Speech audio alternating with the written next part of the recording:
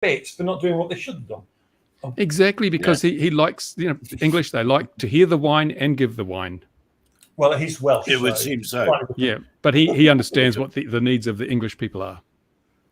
And I'm not showing off today. If you're in the UK, I'm not showing off, not at all.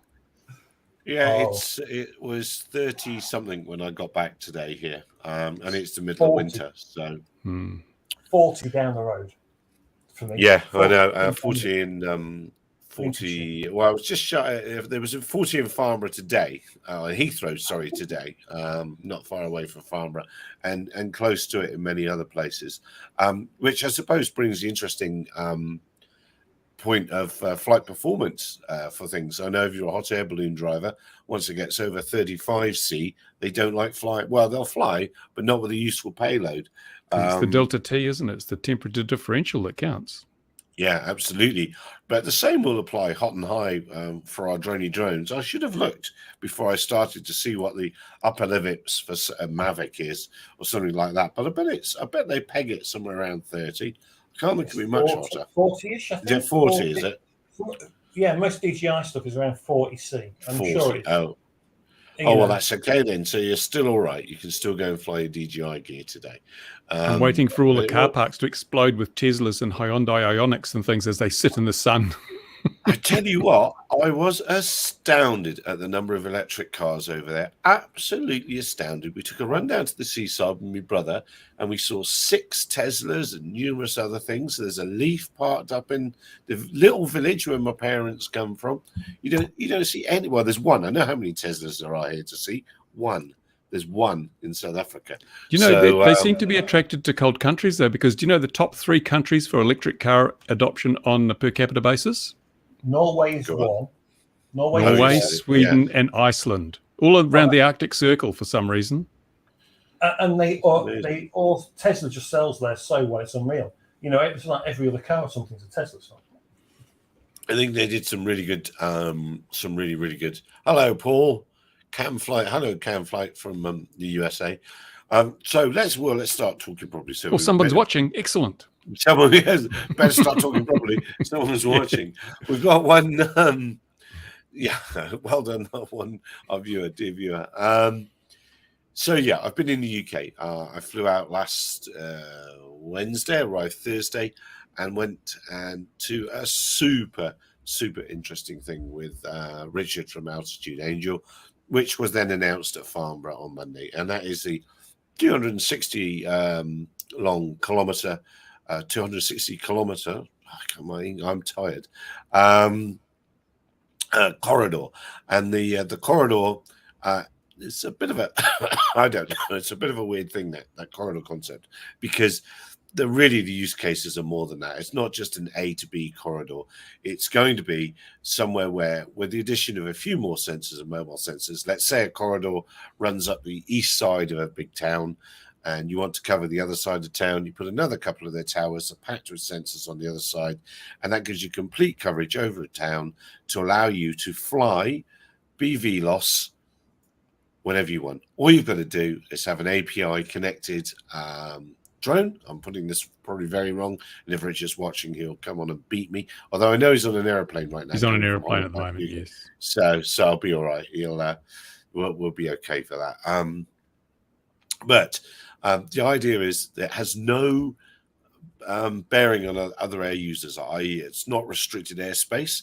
The point is that anyone can fly anything at any time in it. Model aircraft, helicopters, manned aircraft of any sort. The sensors will see everything and give you, if you are connected to the system via Mission Planet, if you're in ArduPilot world, it will give you avoiding action or holding action, depending on your aircraft type. It will create some sort of diversion action for you. And we saw a demonstration of that where we were on the edge of Reading. They had lots of aircraft, lots and lots of drones of different sizes, and they had a helicopter that they'd arranged to come through and disrupt what was going on. But there were other helicopters and other general aviation, nothing to do with it at all, that came, and the various airframes got out of the way. So it was a very, very compelling demonstration. It was to fire, rescue, excuse me, police, all sorts of security people. It was to them. And then that's what was announced. Today's Tuesday, isn't it? Yesterday, Monday at Farnborough, was the corridor. But that's drone superhighway is a bit misleading. It is, it's really, because the whole concept of drones is you don't need to have a highway. They have freedom of movement. And the other thing is, if you're going to have a super highway down a corridor, why not put a railway track in? You can carry stuff much more efficiently on a railway line. Yeah, true enough. Well, no, you can't do it. The past 2 days here, you can't run a train efficiently. Exactly. I saw them painting the rails white. I thought, how good is that? They're painting the railway lines white. Yeah, they are. Didn't. They did, to stop them buckling. They did. I saw it on Daily Mail. It must be true. But they only painted the sides, not the top, which was kind of strange. The overhead lines. Medic. Should we call the health services for you, Gary? Hang on, there'll be a drone here along. Yeah, just because I started talking. Organ delivery, new lungs, please. Yeah. So coming back from Farnborough yesterday, going into Farnborough, there was a protest, an anti-war protest. So that delayed me by an hour and a half getting into the show yesterday, and then coming out because of the railway line issue.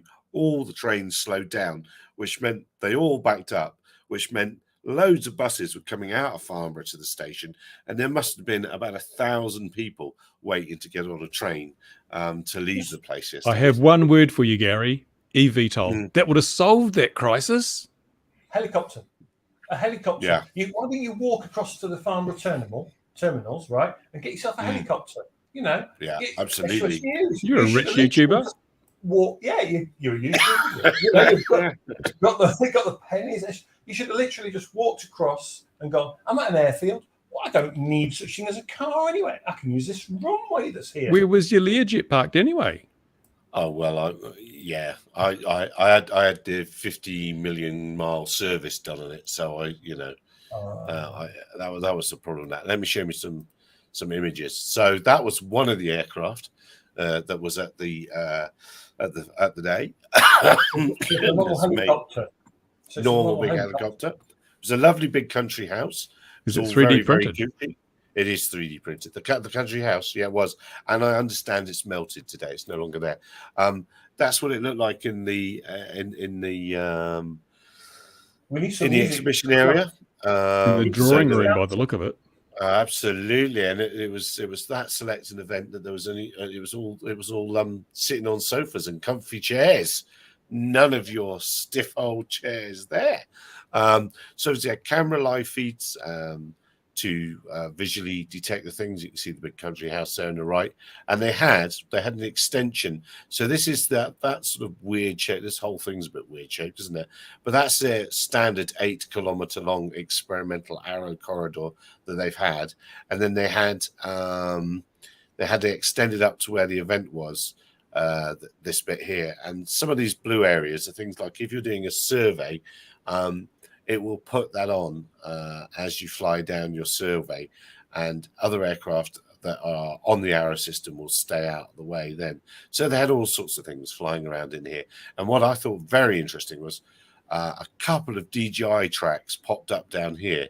There's a field where lots of people go flying around a bit of canal bridge, I think, and they were detected. They were a little way off as well, and there were quite a few model aircraft flyer types that we saw on the screen. So that was very, very interesting. But as I say, the idea is that your aircraft is completely autonomous, doing whatever it's going to be doing. So it could be doing something for the police. It could be doing something for the fire services. It could be, there was even a company there that's proposing, we'll go and survey something in the City of London, for instance. You've got a job, you want your roof surveyed, right? We'll send one of our drones out of the box, and you'll have nothing to do with the drone at all. You'll just get sent the data. It was very, very, very compelling. I've got some video clips and stuff. Now I'm back. I can put them together and we can talk about it. But the main who's paying for it all? Well, the government's put a chunk of money in this. It's free to use to the flyer, the operator. So the taxpayer then? The taxpayer, yeah. So hang on. I'm struggling with this bit because I know the CAA. I cannot believe they're going to let me walk to my shed, take my believer out of there, and just chuck it in the air and join that, and just join into that corridor. I find that very hard to believe, knowing the CAA. Well, several people from the CAA were there, so we will find out how it ends up going. And the Flyer government ID costs are going up to £4,000 a year. mention that because look, hooray, I got mine. I got my little card. You're a sellout. You're a sellout. I am a Gee. sellout. I did. Do you know when I paid my 10 quid? That's exactly what I was thinking. I was thinking Bruce is going to moan about this to me. But sadly, another way of looking at it, I mean, bar the insurance, because I wasn't flying commercially, so I didn't need it. What size could I fly up to? Would that only get me flying commercially at 250 grams with insurance, or 249? No. So just read it to me exactly what it says on it. It's A1, A3 open subcategory. Right. So you can literally fly a 25 kilo drone, and you could do a crop survey in the middle of nowhere with just commercial insurance, and that's this card there. Yeah. So you can fly up to 20. But it's called the open category because it's like 150 meters away from everything, like a built-up area, and you just got to remain that 50 meters from uninvolved people. And to be honest, the A3 open category, it's anywhere where there's no one around. It's quite nice. That's basic. That's a 10 or was it 40 or 25 questions? I can't remember. In South Africa, to get qualified to that sort of level, just that level, not BV loss, 150 meters and all that sort of thing, you'd be looking about getting on to get your business in it as well, getting on for £20,000 to get to that level of qualification. And not only that, but a couple of years. This took an hour. So the compliance must be very high in South Africa then, I suspect. Oh, it's huge, through the roof. It's through the roof. Well, that's the thing, isn't it? Yes, it should be free, really, but at least you're in the loop. If it's free, I'd be happier, obviously. But it gets well, it's not. It's tenner for the operator thing. But the flyer ID that you did the 40 questions, that's free bonus on top. True. Yeah, true. Right. I did misrepresent that. But it's then what it should have now is I should be receiving constant training information or useful tips or whatever, just to keep me up to speed with what's going on in the industry, shouldn't I? And then the people would be in the loop. But maybe I'm going off topic a little bit. Well, that was the justification for registration, wasn't it? So it was a communication channel set up so we kept up to date. Do they do that? CAA Skywise. Skywise. Which is free for everyone, regardless. So the £10 you pay is not. It doesn't provide any extra training. It doesn't provide any extra knowledge base. It literally is. It's there just so they get numbers on how many drone users there are out there, because they never knew, and they wanted to know, and it's a way for them to find out. Yeah, and it's also a legal way. Then they should be paying you. Well, but it's also a legal way to say you've paid your £10, you've accepted these rules and these laws, so therefore, if you're caught doing something naughty, you can't go, I didn't know, because you've paid your tenner. You paid a tenner to say, follow those rules. So you paid your tenner, now you can go and be an auditor with your Mavic Mini. Yes. No, actually, I've not got a Mavic Mini. What I got, but we'll come to that in a minute. This thing.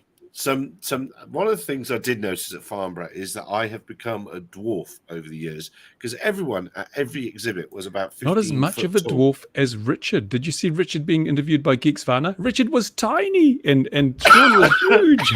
That's amazing perspective. It's the other way around. Richard's really tall. He looked like a tiny little gnome. Looks like Sean could have put him in his pocket. It's quite interesting. Well, it's not how it is. I was surprised how tall he is. But this machine here, can anyone here think of another machine with 2 Hoffing great big propellers and 4 little ones like that? A hexacopter like that.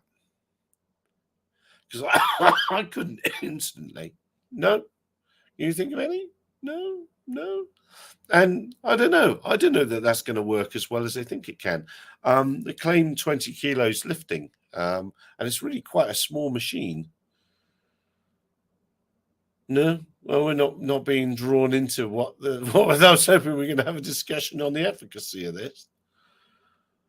No, all right. It's a chimera. It's a big biquad, and then there's another little quad stuck on the top for stability. Is there? Well, it's not a quad. It's just a bicopter with a quad underneath it. Yeah. Well, those two big monster props, because they do look like they're quite neat. They will generate quite a lot of nice lift, and I presume the other four are just to stabilize it a bit and make it a bit easier in stabilization. Yeah. It's interesting, isn't it? But then it won't have the same stability or the same redundancy as a true hex, because if one of those big motors dies, it's fallen to the ground. That was exactly where I was hoping this was going to go. That's what I thought. I thought it wouldn't recover. But I could be wrong. I just don't think I've ever seen one done like that before. Were many of these manufacturers from the UK, or are they? Yeah, this is Southampton. This is the UK. This is on the the Innovation UK Innovation stand. This has received funding in the UK. I'd also worry a little bit about those two thin carbon tubes like that, because under torsion, when you have two tubes like that, it's very weak under torsion. So if you pitch the craft forward, the gyroscopic precession of the propeller is going to try and twist that arm. And I would wonder about rigidity. Is that rigid enough? It probably goes right through the frame. I'm willing to bet those long arms, they must go straight through it, or they're going to have some sort of pinch point, aren't they? Yeah, it doesn't matter though, because you get two tubes like that side by side. You can twist so easily, even though they're really strong tubes. I wouldn't have built it that way. No, I wouldn't. Well, I have a feeling most of what they're developing is this automated sort of landing, loading, unloading pod down here. But I just thought that one was worth, of the few things I thought were really worth mentioning. That's one of them. Let's go. What's the next thing? Now, this lot, PRDC had some big machines, some big machines. But what was more interesting, perhaps, I've got a video with the founder to come. We've got to sort that out yet. Is they have open sourced most of their gear, and these what's that thing called? KitKat, something KitKat? I don't know. They're on that. Most of their designs are on that. Not everything, but a lot of it, and they completely believe in open source. So I thought, fair play, you lot, fair play. So for people that are interested in that, you'll be have to go off and find their boards, power distribution, GPS, and all the other bits like this. But really, who's going to build their own quad of that scale? Well, somebody might have a use for one of the bits here. You never know. There's funny folk watch this. So, yeah, somebody might have a use for some of this kit. I thought that was quite interesting. What else? I can't remember what that was there. Saw it in the flesh. It was the only one there at Farnborough that actually flown. All the rest were just mock-ups or bits, not even complete mock-ups, just bits. It's like, oh yeah, especially Lilium as well. Is that just a two-seater? Yeah, two-seater, and it's big, eh? That's flown in. That's come from New Zealand. They've retired this airframe. I think they said it's done 1,800 flights. And still not got anywhere. Well, it's coming allegedly, isn't it? But it was you. But but I can confirm, looking at it, that was a flight ready, and it looked like it could have flown, etc. So you can buy it on wish.com, can you? Is that written on the side? Yeah, wish.com? That's what it says. That's it. Yeah, that's exactly it. What's bizarre, I find, about this, they've made a two-seater. So, yet again, if it was to be used as an air taxi, it's completely useless unless you're just carrying one person, because they will not allow automation at the minute. So I find that's a bit strange. Not at the minute, no, for sure. But that made their presence more compelling. Yeah. The others with renders and their models are like, yeah, okay. and you think tower rotors on helicopters are dangerous? Would you want to walk up to that thing when it's going? I don't think so. No, and one of the ones with I can't remember which one it was, but one of the ones that's proposing tilting the motors, the propeller was absolutely enormous. It was Was a it an Osprey? huge thing. It was like an Osprey, but it's one of the potentially 4-engined ones. It was enormous, and you just look at it and you think, goodness me, what size is this whole machine going to be once you've got it all together? Just how complex is it going to be, and how I know it's electric and all that, but how can it be very much cheaper than an already designed, created, manufactured, certified 6-place helicopter? Exactly. I can't see it. These people are missing a massive marketing opportunity out there. If they released a radio-controlled model of this ready to fly, imagine people would buy these and fly them around, and people would see them in the sky, and everywhere they'd be promoting. Every time one flew, be promoting their brand, their product. It'd be quite good, except for all the crashes. Well, there's your weekend job, isn't it? There's your weekend job. What else did I can't remember what I put up now. That was huge, that thing. I had no idea how big that was. And this photo doesn't really Only show the size of it. The size of it. That was huge. I had a very nice chat with them, and that's going to be another video. And they were this is able to fly completely without issue in the EU under various whichever. It's got a petrol motor. It's got a petrol old motor. school. Yes. Wow. It's a twin. Wow. No, it's got lift motors as well, electric lift motors, but a petrol motor for flight. It does. Yeah. I wonder, do they have a generator on that motor to recharge the batteries for the lift motors, or no, what? They didn't. Oh. But it'll do 6 hours, and so it can. But fly not in a hover. It's not in a hover. It's flying in Ireland on some various trials. It's going to be flying in Greenland next month. That still comes under the EU. Our CAA wouldn't give it a ticket to fly. It was due to fly in the corridor experiment, and they wouldn't give it a ticket to fly. So that was very, very interesting. I look at that design. Do those lift props fold? Because if you look at the amount of turbulent airflow you're going to get from those props, unless they're able to make them fore and aft, and even then you've got all sorts of issues with turbulent flow over those props right in front of the wing. I mean, seriously, is it the best they can come up with? That's always been these separate lift thrust things. That's always been my sort of beef with them. But in the end, it's just easier, isn't it? You get a decrease in efficiency. But for a lot of people in the world, they just want to press a button and go. They don't. Yeah, they but don't from want an engineering perspective, why not tilt the motor so the prop folds back along the boom, and then you've got very little parasitic drag? I mean, there's so many ways you could reduce the drag on that. You reckon if you just tilted it so it made it stop in line? Yeah. So the motor rotates forward 90 degrees, the prop folds back along the boom. Well, and the same with the reverse one. The prop could fold back, so the props are all in line with the airflow, much reduced drag. It's just, and a little bit, all you need is a servo to do the tilting. I mean, it just makes sense, doesn't it? Yeah, maybe. I see. Bring them forward, and then when it stops, just like a glider one. I'm with you now. Yeah, I'm with you. Yeah. The problem is with a lot of these tilt ones, a bit like the Trinity F9 that I flew. The ones that do the motors do this to go up and then tilt back down again. The mechanisms are just too complicated. Yeah, it's a hinge. It's an old door hinge. An old door hinge and a clockwork escapement. That's all you need. An old door hinge and a clock. There, look, you've been told about torsion on those rods earlier, I'm sure. Oh, not the one I build them, they don't. Wow. And then there's this company that was there. And the only reason I'm showing this is these are very nice copies of lots of other people's work and not the originals in any way. They're fiberglass copies of loads of other people's things. I didn't bother asking them what they were actually trying to sell, but I did notice they were trying to sell other people's stuff, as it were, that wasn't theirs. So they must be selling services. Quite like the look of this boat, though. And that's Swisscopter's helicopter.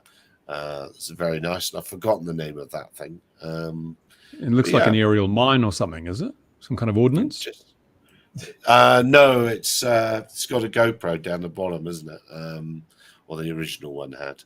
And the idea was it'd be that. So how does it not rotate with torque? They're contra-rotating. Oh, is there two separate rotor? Yeah. Contra-rotating. Yeah, so that's just some of the things I saw, and then my session has expired. Best to do that then. Well, I'll get in now, but Zulu 82 is still going. Now, we worked it out before we came on air, didn't we, Mark? I can't remember how many days. Did we say 34? Something like that. Something like that. Yeah. It's getting a bit ridiculous now. We think this is day 34 of Zulu 82's flight.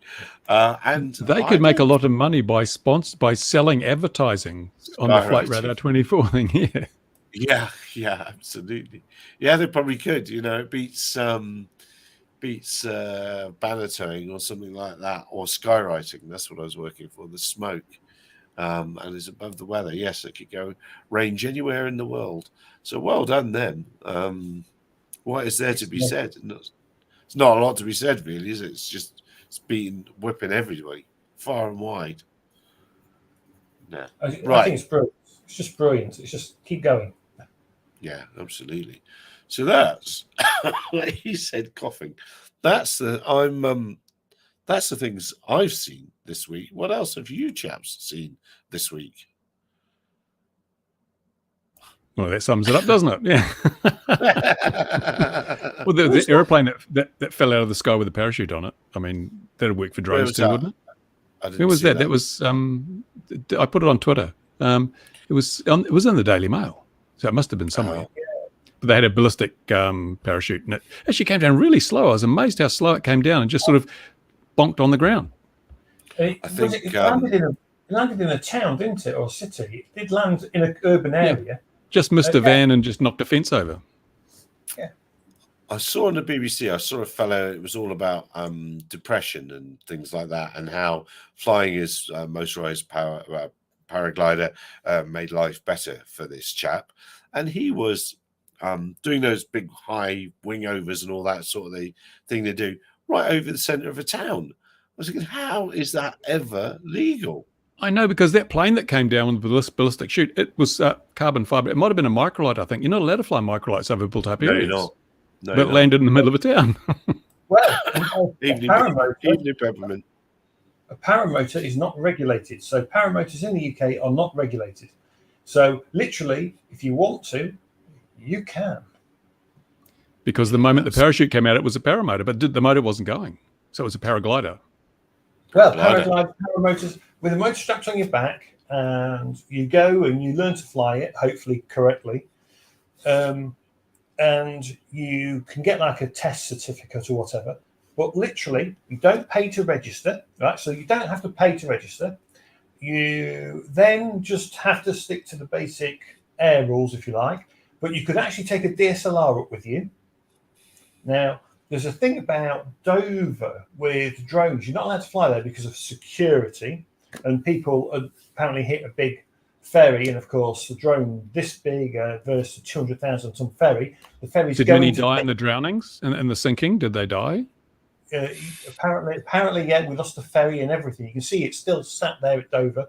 But if you when did this happen? Was that this week? When did this happen? This ferry? They brought the no-fly zone in for Dover a few years ago after the ferry had sunk. You can't talk about it, but there's a ferry sat just outside Dover that's just sat there now up to its thing. Evening, Geek. Sorry, I didn't catch up with you yesterday, Sean. I couldn't find you anywhere. I was in the. He was interviewing Richard. Oh, that's all right. So you could literally get a paramotor, strap it to your back. You could literally fly along the Dover coastline with a paramotor and take photos. Where if you did it with a drone, you would get arrested. Yeah, I was at Farnborough, Patrick. One day only. Yesterday, I'm back. My whole 4 days. It took immigration that long to realise who he was and kick him out. yeah, absolutely. Yeah. That was interesting at Heathrow. But anyway, that's another story altogether. The what was I going to say? There were more drones at Farnborough than ever before. Sort of every fifth stand had some sort of RPAS bit of Sorry, Sean. Sorry to hear that. Yeah, You could have I taken hope him some grapes. Jeez, I don't know. I could have done. I could have done. No, if I'd known that. Yeah, I'm sorry. I hope you're feeling better anyway. Or getting better. Yeah, there was every other stand had, or every fifth stand or something.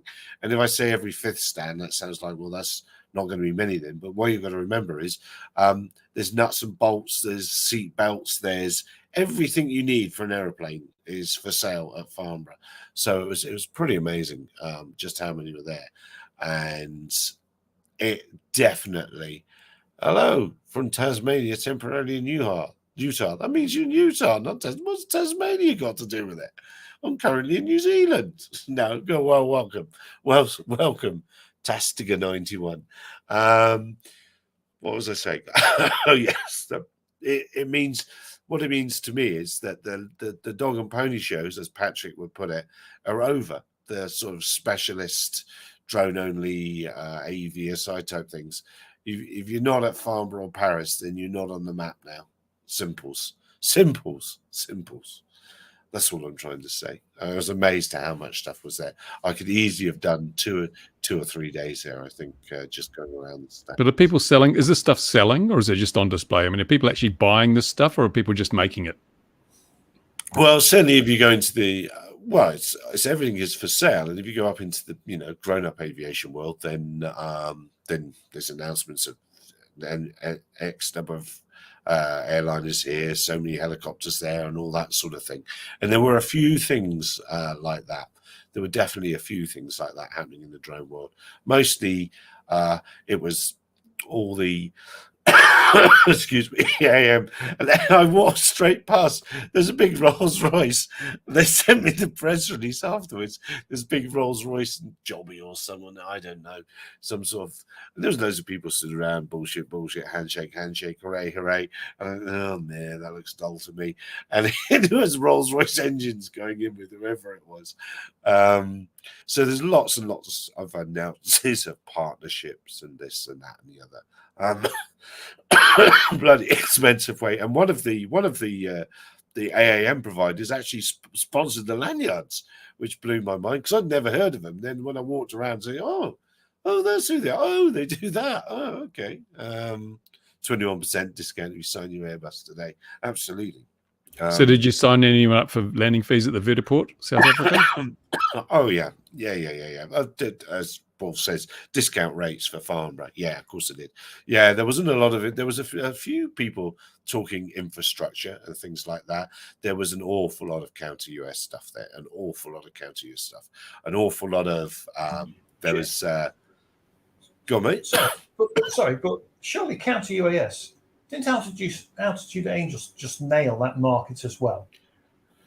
Well, potentially, yes. So what there was lots of competing systems, and one of the questions I had to all of these systems was, but I knew the answer. There's no unified messaging system, so I couldn't buy one from one company. Well, I buy one unit from one company, that company goes bust, but it still works, and then I buy some other units from another thing. There's no messaging standard between it all, so you can't bring it all together. There was Thales had a build your own laser shooting down booth. It was nonsense. A lot of it was nonsense, but it's not joined up. That's where I'm trying to go with that. It's not all joined up. So if you had that airport bought all their gear from Fred's wonderful CUS company, and that airport over there bought it all from Dave's, there's going to be an awful lot of duplication in the world and wasted effort. But my point is, if you've got the Altitude Angels, you actually don't need counting. You will know. So an airport really. So this is where it gets really interesting. And I'm sure Richard's group have thought of this. But literally, what they should be doing is go to airports and be going, pay for the towers or pay for the equipment. You get free counter UAS. That's exactly what they're doing. It's exactly what they're doing, and they're in league with British Telecom and the 5G side of it.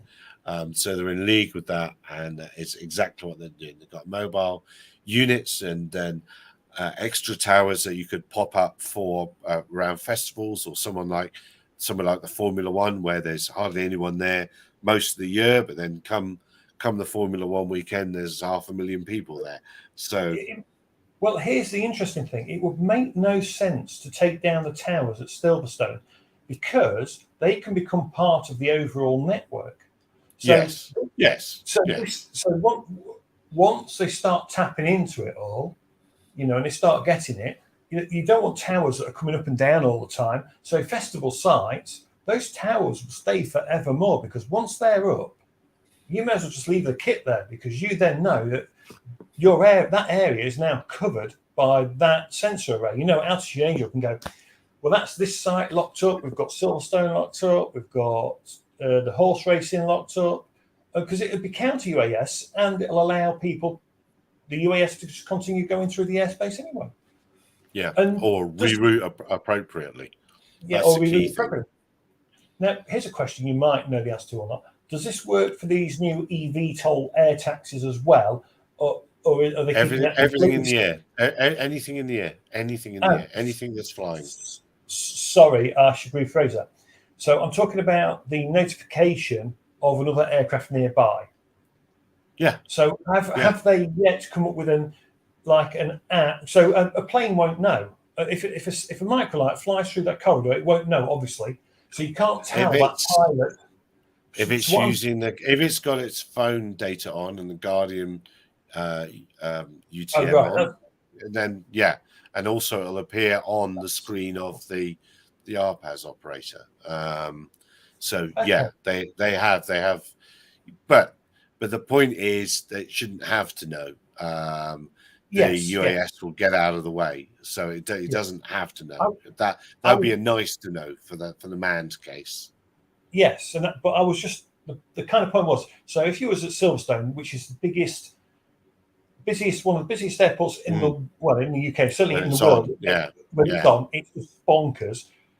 I'm kind of going with, well, if all the helicopters could see each other using that app or their system, and they would know who's in front of them, who's lining up, that would take a lot of pressure off ATCs as well. I'm sure they use ADS-B for that. Yes, for that reason. Right now. Which, of course, is a perfect system, and you couldn't, of course, tamper with that in any way, shape, or form. Well, ADS-B, yeah, of course, but no, but of course that's not really the use case. Wouldn't be to suddenly try and get loads of drones into source. They would just avoid that airspace altogether. I was thinking for air taxi management. That was what I was thinking of it for. I wasn't thinking of it as no. It would do that as well. Pretty cool. That's pretty cool. There's lots of stuff. Allowed the law to US flight via 5G. I don't think anyone has yet, have they, Bruce? Don't think anyone's allowing. Don't think so. Not yet. But it's an interesting thought. It's an exciting project. The money is there to roll it out at 260-kilometer long corridor, within which we'll see what happens. All the partners are in place. All the stuff's done. Yeah, as I said, it remains to see what happens. Just how niggly the regulator gets. But if you don't start, you don't undertake the journey, do you? And it is a journey. It's a journey to where they want to be, which is unfettered access to low-level skies for everybody, with avoiding action being done using the confuser and magic and trickery and that sort of thing. I think it could be really good. It's really going to open things up, because the CAA at times do need a nudge to get on with the future. It can be just a little bit behind the curve occasionally. So it's just good that Richard's ahead of them, Altitude Angel's slightly ahead, and people can see the innovation there and are pushing it all forward. It's really good. Well, I saw it working. I saw what was more interesting was the stuff that they had no idea what it was. That was what was more interesting. And then seeing what the system did to to mitigate that risk. And depending on the aircraft type, it takes different actions. So at one stage they had I think they had 10 RPAS of their own operating in the area, and plenty of aircraft coming through, and they all took different. So one was doing a survey. They did at distance. They flew out to 8 kilometers, which I know isn't very far, but they did the search and rescue task, and that works. And again, aircraft came through the test area. They had no idea the test area was there, because it's not segregated airspace. That's the thing. It's not segregated. It's not a danger area. It's not a temporary danger area. Stuff is getting out of the drones are getting out of the way by themselves, or with the use of Altitude Angel. And all you need to do, if you're from most of our world, is fly with Mission Planner. That's it. You've got all the equipment. You've not added anything to your aircraft. Nothing special. So you've got to have a two-way link, obviously, to your aircraft, Mavlink, or via radio. Your ground control station would be connected to the internet, and then that's it. So that's your equipage. So that actually gets around that. Can you control the aircraft via 5G? You don't have to, because you're not controlling it via 5G. You're controlling it via your normal telemetry link, and that's yeah, well, I should have said right at the beginning, there's a new version of Mission Planner that will pop this up, the fork. I'm not sure when that's coming, but this will pop it all up, and all the corridor and everything and all the stuff will appear on your Mission Planner screen. And yeah, that's there. There's a I forgot to mention that. I'm not supposed to. I wonder if I was supposed to say that. Anyway, I just did. There we are. That NDA you signed, Gary. That NDA you signed. I never signed any NDAs. If I can't stand. I don't know what Bruce's opinion is on NDAs, but I think if you I can't even spell NDA. No, exactly. No, I have nothing to do with guns. If you have to sign an NDA, then there's no trust there from the outset. Just tell me. It's only if I forget that I'm not supposed to say things. No, it's not Satlink. It's all terrestrial. Not Satlink at all. In fact, the Inmarsat. The interesting thing about the Inmarsat comment today is Inmarsat aren't part of the consortium, so they've leveraged some PR for something they're nothing to do with. No, it's not Satlink, it's Radiolink. So yeah, your 250 miles, yes, you would have to work out how to do that if you're going to fly end to end. But I think you've got to look at it as people using the corridor for bite-sized bits of stuff and experimentation to start with. It's not the end product, it's the way to the end, the means to the end. Let's just have a look at how it is going to roll out. Window, that one. So that's the point. So, Reading up to Coventry, Oxford, and across to Cambridge. That's what it looks like at the moment. That's the opening bell version of it. So that's a total of 265 Ks, and people doing stuff within, doing their stuff. And why is it so kinky, as it were, down near Reading? Well, because there's a couple of nuclear research facilities down here, or there's a weapons establishment and a nuclear place here. So it's got to go around those. You can't. The AWE, isn't it? The AWE you have to avoid. Don't go there. Yeah. You're not going to get away with not going there. So I'm probably we'll try and get Richard on. Oh no, we don't want this one at all. Go away. Don't save. Go away. That's it. We'll get Richard on. Would Starlink ever work on a drone? I wonder. FX drone. I wonder. I think on a big drone it might, if you had a decent sized antenna, but not on a consumer grade drone. No.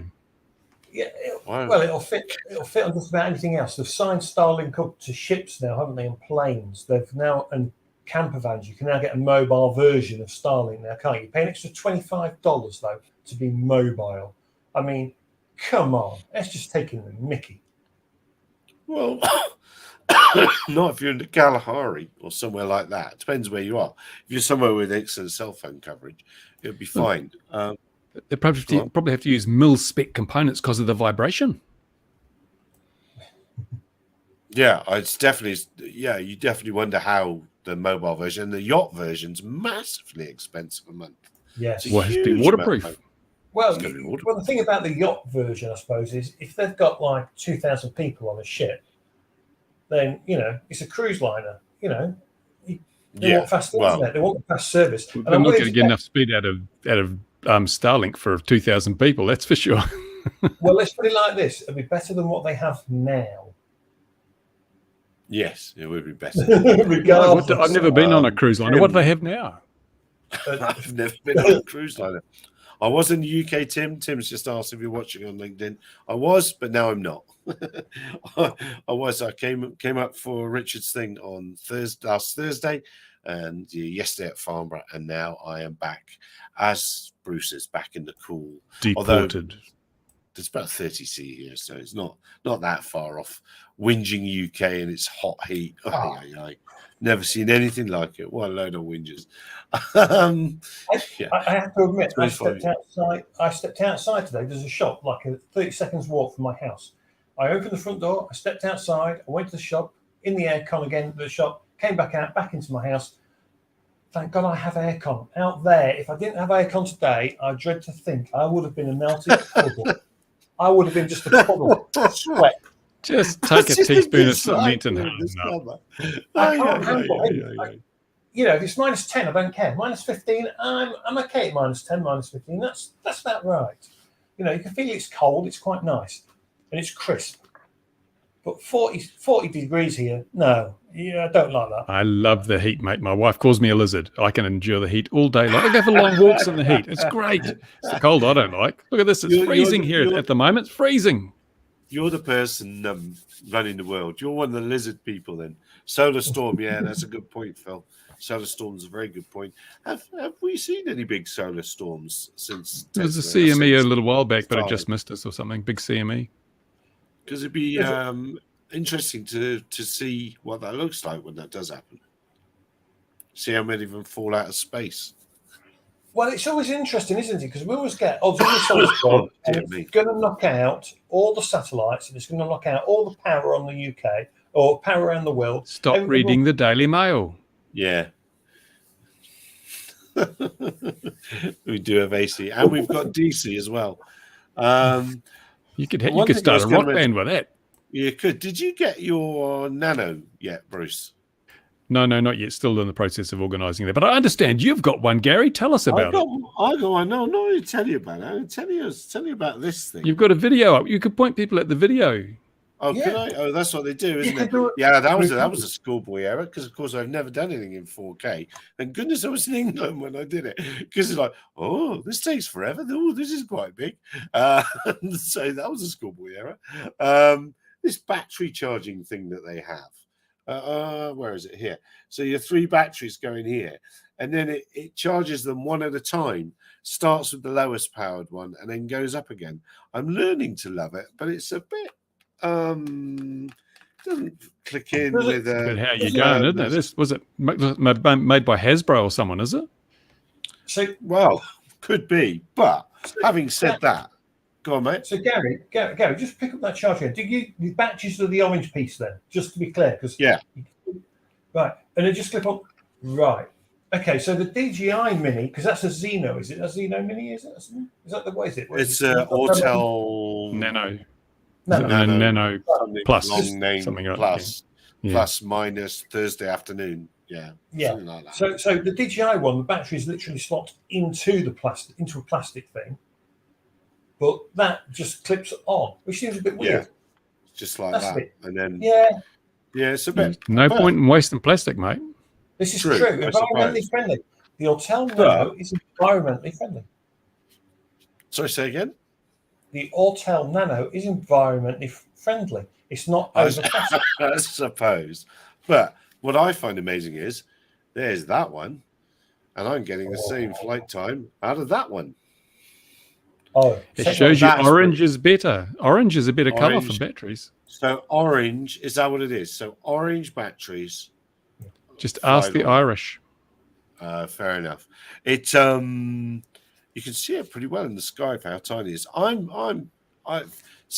have not gone through any of the Mavic line of aircraft. So I've gone Phantom 3 to this thing, which is in the bag, and I am so far I'm very impressed. I mean, I do think you've got to consider the wind a little bit more, but it's pretty good. But it's just a shame it doesn't have geofencing, eh?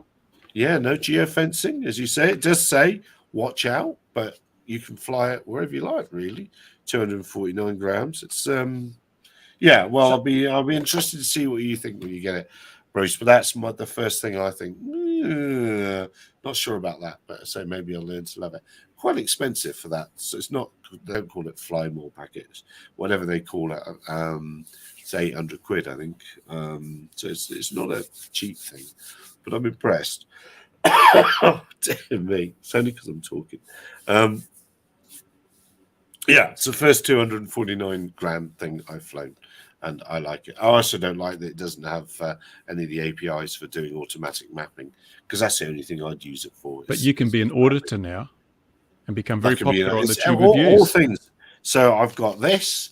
So as long as I've got this and orange batteries, I can audit things. You could be GB audits. GB audits. Wow. Yeah. Do you Hang on. Will it not get shut down easier where you are? Well, I couldn't fly within. It's been law here for a long time that you can't fly within 50 meters of a police station, a courthouse, prisons, all sorts of things. So yeah, we got all sorts of rules anyway that would make it problematic. And I think didn't in one of the states in America pass a law to say you can't fly within something like 8 feet of a policeman or something like that last week. I don't think they're allowed to. Just the FAA might have something to say about that. Just use the Zoom. Yeah, they may well do that. But you've got a Zoom, haven't you, on that? So there you go. Yeah, that's a bit shonky. Yeah, and I don't know about leaving these things. People are talking about leaving it in this charging thing. I've just charged them, so I'm going to take them out. Well, yeah, I don't. Yes, I don't as you charge them, take them out. Do not leave them in at any point. Once it's charged, you take it out. Definitely. Yeah, I think. So are your drones melting in the heat, Mark? How do they handle the heat, mate? I leave them in their cases over there because I'm not daft enough to go outside in this weather to fly them. Have you adjusted your fan for winter? The cooling curve on the fans for winter on your drone? What's really amusing is you see people have been going out and getting these little covers for their Mini 2 for the motor, so dust and crap doesn't get in them. So these little motor covers, and then they put them on top, so the airflow now. It's 252 grams. Well, not only that, but you just limit all the airflow through the motor to do the cooling because I've put these little metal caps on it. You go online, you will find them. It's hilarious. It's like not as good as my antenna. Do they work as well as those 5G stickers that block the radiation? Yes. Exactly. So it's one of those things where you tell people, don't put them on, especially in this weather. Don't put them on, and they're like, but it doesn't make any difference. And I'm just like, yeah, that's remarkable. Can't help people buy from people, isn't it? It's absolutely remarkable. Loads of those antenna kits just blow my mind. Range extenders and all well, that. They're not. Blow my mind. Those range extenders are really bad because they're only good if you're pointing one way. So they can only go that way. So, and the beams are only so wide. And as soon as you fly outside it, you lose your signal anyway. It's just... You can only fly one way at a time, though. Yes, that's have you seen mini flyers? They'll fly straight ahead, and then they'll just turn right into a tree for no reason. Did you see that Dutch guy that landed on his back porch in Spain or somewhere? He was flying in Spain. He's like 8 kilometers away, and he flew his Phantom and landed it. Yeah, that was quite good. Yes, it was downhill, wasn't it, as well? So that's all right. Yeah, he flew the other one from a mountain. Quite old video. Yeah, it's an old one. Yeah. I haven't seen anything from him recently. I think the police caught him. Yeah. So it's downhill. We didn't see a special effect. It's just a long piece of string. He just onto his back porch. Yeah, I see. He had another one where he had a flyaway or flew over the island or something. But Yeah, and he flew over that city in some island or something where it's all military or something. I don't know, but he was pushing the boundaries a bit. But I've got a question for Mark. There's been a consultation paper released by the CAA, 20220621 AMCGM 2019947 consultation. It is the Easy Access Rules for Unmanned Aircraft Systems revision from November 2020, and in that it says on line 1193. 5.8 gigahertz is a licensed band which requires a minimum payment and registration with Ofcom. This band is in use with other services, including amateur satellite weather and military radars. So is 5.8 gigahertz require a license and a minimum payment, does it? Not in, I don't think so, because so it's meant to be limited to 25 milliwatts, which is, there is just, so in a lot of bands, you'll find there's a little small segment of frequencies you can use. And I think 1.2 gigahertz, which I know is right down the bottom there, getting down the bottom, you can even use that for FPV. Bizarrely, there's one channel you can use on the 1.2 gigahertz. I think 5.8 falls in the same bracket. However, if they do make it so that everyone's got to pay money for that, that would be interesting, because it would, I wouldn't pay for it. I would just tell my machine 2.4 all the way. But you lose redundancy. That's the problem. But if you're going digital, you might as well go to 5.6 and use Wi-Fi, eh? You can do. There is, of course, there's another frequency bracket in there that's possible, maybe. That's quite broad, and it's for digital communication. So with digital FPV and digital communications links, you should be able to use that. Yeah, you've got me disappearing off into the land of the land of the Ofcom documents now. Look at that, the MOD is up at 4 watts. Yeah, I've not actually read that, Bruce. You'll have to send me that bit of text so I can have a read as well. I'd be quite interested in that. Well, don't forget the CAA did we speak about that a couple of weeks ago? They started talking about a license for £75 license, wasn't it? For certain frequencies. Yeah. But why? Who's going to pay that? I'll tell you now, there'll be people going, I'm not paying that, and I wouldn't pay it. And if the CAA comes to me and says, oh, you got to pay it, and I'll go, no, my drones are all on 2.4. Go away. You know what I mean? Yeah, you have to prove it though, and it's for them to prove I'm using 5.8. Actually, I reckon. So, your DJI everything would doesn't matter. You can tell it to go 2.4 only. Yeah, but there's another one here that's interesting too in that document on where is it? On line 1450, it says if the operation is approved, so this is under VHF communications to provide information to the ATS unit. It says if the operation is approved with such mitigation, the following requirements must be met, and suitable VHF radio must be installed on the unmanned aircraft and a relay to ground station provided to enable the remote pilot communication. So you've got to have a relay in your remote unpiloted aircraft with the VHF transmitter on it. That's interesting. Can you imagine trying to get that certified? That's just going to be bonkers. No, they exist. You can already buy them. That's off the shelf. What's the uplink frequency then? Stuff. I don't know. I'll have to find out. Can you imagine letting people loose talking to ATCs through their drone? Yeah, no. As long as you've got a radio license, you'll be okay. I'll be okay. I've got a radio license for that. So. Hello, mother. Can you hear me? It just goes to show how crazy it is, because it's only if you imagine the Attitude Angel corridor comes along, that will defeat the need for that anyway. Yeah. That's the whole. It will actually negate. It's to get rid of the people and to make it completely autonomous within that corridor. And FX noted it would be BV loss, and at the moment in military stuff, I'm sure. But those systems exist, so that's just giving you the opportunity if you need to do whatever it is that needs that sort of thing. You can do that.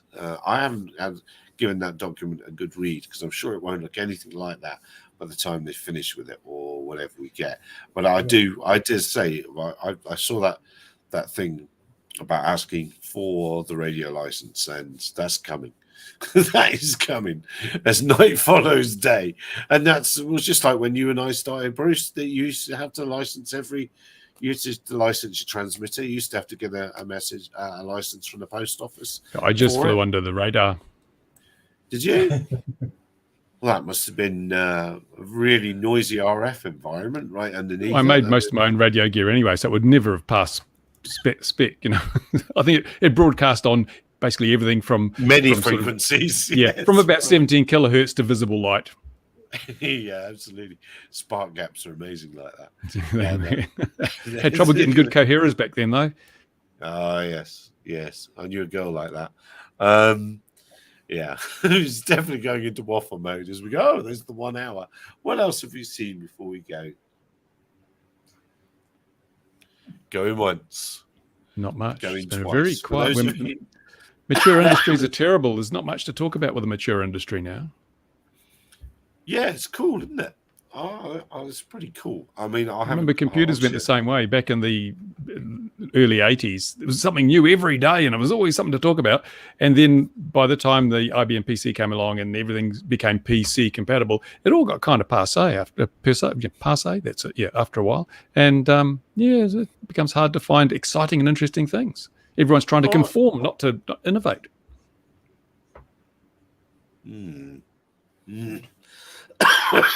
Even though I'm having a cough, that's made me ever think you're absolutely right. I hadn't thought about it like that. Yes, we have gone to the point of conformity, and without to a man, when asked in different forums at the show, or a man and woman, when asked what the biggest problem was now by various people said regulators, wherever they came from around the world. And everyone was sort of agreed that platforms are kind of okay. They're sorted. They're done now. It's we've moved from that point of keeping the thing the right way up was hard to actually no, they work and they're coming for purpose. So it was very interesting. And what's interesting about that is the industry's recognised it is the regulators that are the problem for a lot of stuff. You get a lot of bump for no good reason. And it's like C ratings were going to come in to improve safety. It goes to show that C ratings are not needed for safety. It was all about we're going to make things safer. Well, there's been that many people that have, of course, just died from drones falling out the sky since the year 2000. The massive, the pile of dead bodies over there. Since then, it goes to show that actually C ratings were never required. It was an overreaction, and they need to take a step back, the RCAA, and go, we're going to do it weight based, as we said. So under the regs, they said they gave weights and go, do you know what? These aircraft, everyone's buying the new ones. The old ones are slowly fading away now.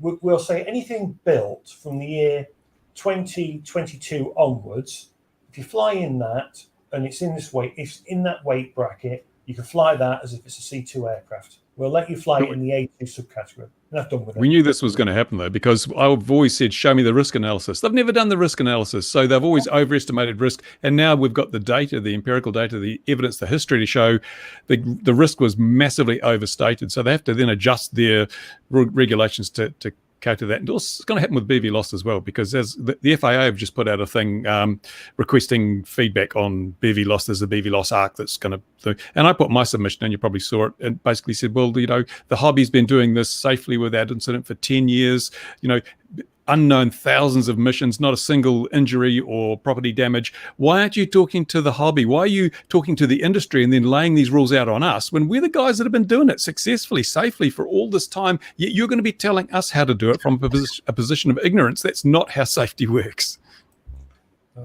Yeah, Patrick is mentioning lots of things in there. Chip shortage, flight controllers out of stock. Phil, unfortunately, that's just a given now. We're just going to ride that one out, I think. Isn't that the result of the answer on that one, Bruce? Just going to ride it out. Yeah, that'll be over soon. We'll have a glut. Yeah. We'll have a glut. Everything over flight controller, it'll be just too many chips. There is a glut, but the problem is everyone's been holding on to chips. Everyone's been hoarding. So they've made the shortage even worse, apparently, because there's been a lot of companies holding chip supplies for certain things. They haven't been used, so apparently there is a bit of a glut already. It's just not quite fed through yet. But apparently, companies have been holding stock levels. Except the car companies. Patrick's saying space AAM and ITAR. I'll address AAM instantly. It's bullshit. That's it. Who knew it was spelled that way? Yeah. It's just looking at them at Farnborough. It just is. It's blokes in suits, and it's like, and there's really, So, and of course, when you put it with the grown-ups, i.e., everything Bell's got on offer, everything Suzuki's. Sikorsky, everything, all the traditional helicopter makers. When you put them in the same area, it even looks even more Mickey Mouse. It's just not the same as a big, chunky, properly built design. Meaning grey coats coming up going, hey, do you want a 3D rendering? Hey, just trying to flog these. They had a terrible thing with Boris Johnson where they all jumped out of sat in the press thing and watched it. They all jumped out of whatever the AW139, I think it was, ran around and pretended to defend the area and all that sort of thing. And then there was shaking of hands and deals made. But they really don't stand up. It's just nonsense. And I think it's going to be out of the way soon anyway. It's running out of money. It's running out of runway, or they spent their runway and it's not happening. ITAR. And Blue, it's interesting. There's one particular thing that I'd never seen before, and the lady, and I'll put that up somewhere as well. And the lady that presented it said, "It's a Blue SUS." I said, "Is it?" She said, "Oh yeah, it's in the Blue program." Really? I've never seen this thing before in my life. So he said, "Oh well, what autopilot's in there then?" Oh, it's Geordie's one MRO. I can't remember which one Geordie's one is. It's one of those. Oh, is it? I didn't know he had a blue one. When was that? When was that approved? So on and so forth. When the conversation, and it had a big, huge tower. So that's for. And they wonder why you wonder why they chucked you out. Yeah. Well, no, I was quite polite about it, but I was being told it was something it isn't. In a very. It's called marketing, Gary. Oh, is it? Oh, okay. All right. And then that's how the world works. Then the great big time fly for 4.5 weeks on with a mouse driving it or something like that. It's just like, well, what is all this? Have they checked that the software is well? Yeah, they have. If it's open source, it probably won't be. But it's also have they checked that the hardware? Because then I asked, is Geordie is he making stuff in Mexico or in America now? How do you actually know? It's also the components, isn't it? So the Chinese they'll hack those resistors and put secret code in them. Absolutely. And Patrick said another thing that'll make him laugh. Twice when I was sat in the media center, people come up and said the governor of Ohio is about to speak. Who'd like to come and hear the governor of Ohio speak? And another one was the governor of I can't remember where is Arkansas. Arkansas is in Ohio, isn't it? I don't know. No. Anyway, Arkansas is a different state, isn't it? Is it? I don't know. I don't know. And not a single person got up at the media room to go and listen to these people talking. That's sort of Well, what earth-shattering things are they going to say?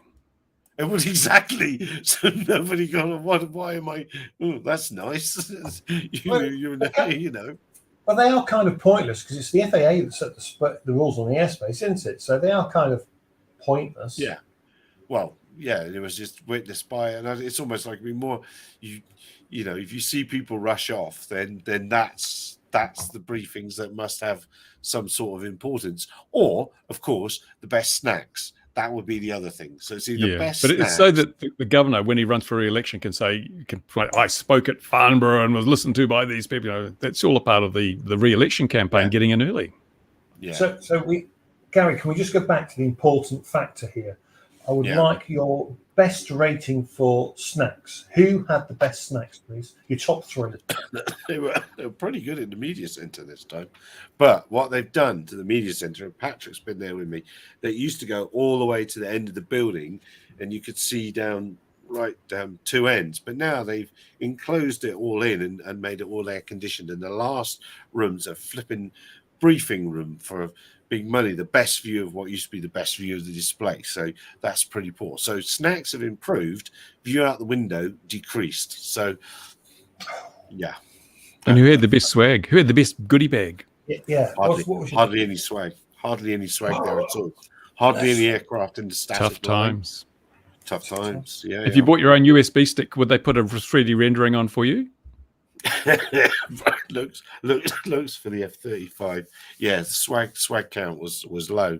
And also, yeah, they were saying you lost chance to get the show guide free today. They're not free tomorrow, and it's still not public days tomorrow. So yeah, big changes. Irish introduced reduced distance for sub 1 kilo aircraft. I don't know. Oh, the SGS News Chalet. Oh yeah, that's where the best snacks were. Of course, silly me. Yes, of course. Yes, my packed sandwiches. Yeah, Wildebeest jerky. Yeah, absolutely. Yeah, no, it was very, very, very interesting, and definitely, as I say, much bigger from the UAS world. Much bigger this time. Whether goodness me, whether that is just an effect of this being the first one in 4 years and there was pent up demand or not, I don't know. Certainly everybody was there to do business and sell stuff across the board, be it helicopters, airliners, fighter jets. How many drone demos were there? There's all these big airplanes flying around. Were there any?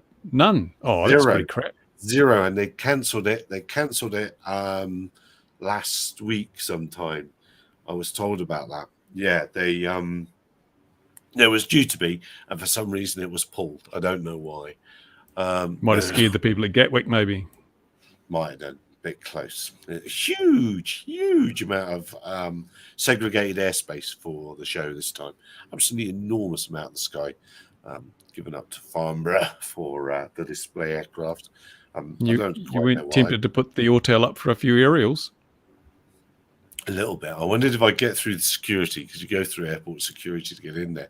But yeah, I did. And similarly, it came through on my baggage to here. What was I going to say then about that? I don't know. Yeah, it felt like it meant business this year. It really did feel like it meant business. And it felt like lots of people were getting back together with people. Props, what was Brandon talking about? Props above or below the wing. I'm missing out. He's probably about 3 hours behind in the stream. Maybe. Mixed props. Oh yes, probably. Oh yes, that's right. That was back in the beginning, wasn't it? Yes, that's right. Right. What's the most memorable thing, drone or none, at the show? Most memorable. What was their name? Did you get a phone number? No. What was the most? The one I put in this, I really like seeing and talking to the people from Cameron about their Cameron cargo with a K, and looking at that, and also the bloke from Schliebel was very nice, and the S100, very nice to chat to. And the I know what I saw, and I've got a video of that as well. I hope is the Magnix, the huge electric motor for that's in there to replace a PT6 in the front of a caravan. I spoke to them, and better than a Piper one, I hope. Yes, but so he chat. He said, "Oh, I'm an engineer. I don't really do this." It's all right. You tell me a little bit. So he tells me a little bit, and then as soon as I stopped filming, he said, "Right, let me tell you the truth." It was really good. It was what I didn't realize about those PT6 replacement big electric motors is they've deliberately made it so it's 4 systems really in there, so you can lose you could lose 2 of them and it'll still give you half the power. It's not like a PT6 where you contaminate the fuel, or a 4-engined fueled aircraft. You contaminate the fuel, that's them all gone. So there's some redundancy in there. There was all sorts of very, very, very clever stuff. And the thing's huge. It's absolutely huge. I'd ask you what the least memorable part of the thing was, but you probably can't remember what it was. No, I can't remember that. No, not at all. I could have definitely. I couldn't know, but I could have done. Normally, you can do it. You can do the drone stuff in a day at Farnborough and then just enjoy it. But this time, you definitely would take 2 days to have a really good look around and chat to all the people you want to talk to. So that's how much has changed. No Russian military aircraft this year. No Russian military aircraft this year. No, they were not there. But the Koreans were there with their aerobatic team. North or south? The northern one with the paper aeroplane aerobatic. They were throwing it off the top of the media stand. Yes. So no, it was a good show. It'd be interesting to see if Paris is big on the drone stuff. Right. Let's take it as 15 at least minutes. Paris have still got their tower, eh? Oh, how's your tower? We should have asked about the tower. It's still there, but a bit of it came down on the weekend by the look of it. The guttering fell off because we can't maintain it because it won't let us.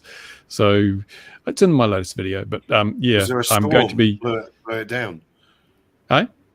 Did a storm blow that guttering down in a very? I think it might. Well, I think council staff might have had something to do with it because they wanted to get some photos of it. I wonder if they went up there and just poked with a big stick to make it look more derelict than it is, and said, "Oh, we're going to pull it down because look, it's falling down." Oh, really? Wouldn't surprise me. Dear. The Russians were there, but over the North Sea had been turned away. Well, pull up a sandbag. Me and my old stories. Always at Lucas Air Day when I was up in Scotland. Always at some time during Lucas. Where the quick reaction aircraft were based, the Russians would interdict from the north, and they'd always have to scramble an aircraft. Got to have an excuse to send the Spitfires up, eh? Yeah, exactly. Well, the Shackleton used to go. I've told you that before, didn't I? The Shackleton used to go from Lossiemouth, and everyone used to be coming home before the Shackleton had even left the top of Scotland. But anyway, that's another story altogether.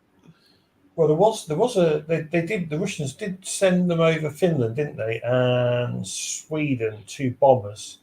I believe the Typhoon went to go and say hello. Very interesting. You can listen to them on HF. No idea what they're saying, but it all sounds very, very exciting. Yeah, very with exciting. Petrol prices as high as they are, we can't afford to be wasting it. Apparently, we're due a drop. Apparently, the oil barrel price has dropped, but it'll take like 6 years for it to get through to our pumps here. So as soon as oil price goes up, it's an instant 6 milliseconds. Yeah, 6 milliseconds. It's gone up. However, when it comes down, they don't return that favour at all. They just go, you can suffer for a bit longer. It's even worse in New Zealand because of the rapid petrol price increases. They took 25 cents per litre of tax off the petrol. And then they published a report today showing that petrol companies are now making an extra 30 cents a litre. So basically, they're just giving a tax thing to the petrol companies. Oh, it's like... Oh. Well, they did that here. So I think they said they were going to do something like 5p a litre here. But if they found out the forecourts weren't doing it, they would go for them. But... Was it Spain that did the windfall tax and then used it on the fuel companies and then said, right... free public transport for all. Yeah, we have. I think they've reduced our public transport costs, but our government does all these inquiries. They set up committees and investigative departments and create whole new organisations to inquire. Like we have 2 supermarket chains in New Zealand, just 2, so we have no competition. So the government investigated and said, we're doing something. We've investigated, and they've said, there's no competition. Never mind, let's move on. I couldn't believe. Go on, Mark. This really annoys me. So, for example, Google, right, the best search engine in the world. We use it generally, all of us are willing to bet because it's the best. End of. However, Europe or the EU, if you like, or the UK or America will go, you've got too much power over search engines. It's not their fault. They are just better than everyone It else. is their fault. It is their Do fault. flatten others. They antitrust things. How is it their fault? How is it their It's their fault? fault. My choice is good to go to them. And It's not millions your of other choice. people. Your No, mind you think it's has your been choice. warped. Yes. Yes, it's not It's your the- Do I need a choice. tinfoil hat? Do I need a Hey, are you tinfoil hat? vaccinated, Mark? Are you vaccinated? Yes, I have got the chip. Well, there's your problem, eh? It's the nanites. Have It's you twisted got- your brain, mate. Google Microsoft, then, yeah. Google We've or Edge. demonetized your stream, Gary. Yeah, again. That's still. But you've got to remember, companies get big for a reason because they're very good. It's like Apple. Everyone moans about Apple. They're just very good at what they do. And if companies are good at what they do, people buy that product. And that's why Apple have just been pinged so many millions of dollars because they were using faulty keyboards that they knew were faulty. Class action suit in America. Yeah, the butterfly keyboards. Yeah, they've just lost that for hundreds of millions of dollars. They have to reimburse users. So yeah, they do get the totally honest trading. That's what gets them there. Absolutely. And in Russia, Google's bankrupt.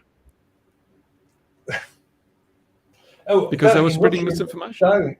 I saw today that in the newspaper that if your a family member is killed in the Ukrainian special £100,000 buy a new Lada. Yeah, you get a free car. You get a free car now. The parents. No, they just get that guy just bought. Do you read the Daily Mail too much? That guy bought a Lada because he was given £100,000 as a compensation for losing. So if you send your kids to war, you can get rich.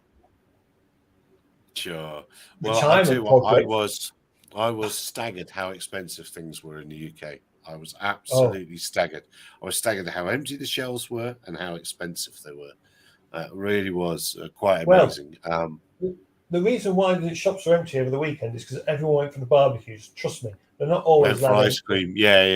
It was a hot weekend. It was a barbecue weekend. You were here, Gary. So everyone's gone to the supermarket and raided it for certain things. So you're not going to find everything you want. Yeah, it was expensive. Very expensive. The prices are creeping up, but it's like governments. Governments go, people moan about the price of living. And they go, it costs too much. Price of living is costing too much. Things go up. If fuel becomes expensive, there is a knock-on effect to what we have to pay for something. We cannot have it for the same price we used to have it. This is reality. If energy costs go up, like at the minute it's 31p a kilowatt, if it doubles, that's a knock-on effect to a business that's all of a sudden their electric prices just doubled. What are they meant to do? Take that hit? If they can't do it. But it shouldn't. But everything's gone up here as well, and stuff's 3 times as expensive there as it is here. If Bill Gates can give 20 billion to charity, then I think these businesses can contribute too.